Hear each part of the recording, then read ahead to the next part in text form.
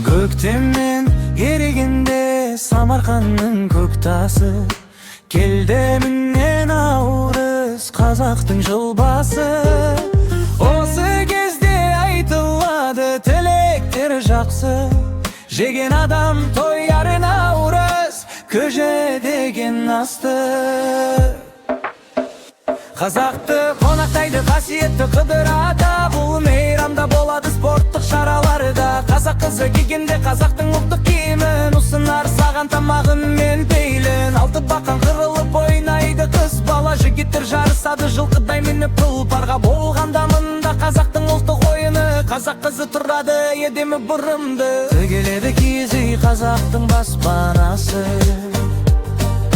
мені сонда еске түседі тарихым қатты.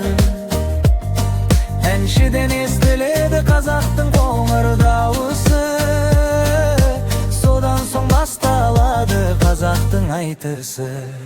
Сызылып қыздарым билейді қамажайып, қазақтың көжесі дәруменге өте бай. Қазақтың дәстүрі керемет нетке шіркін ай, осылай жырлап өткен ақындарымыз талай.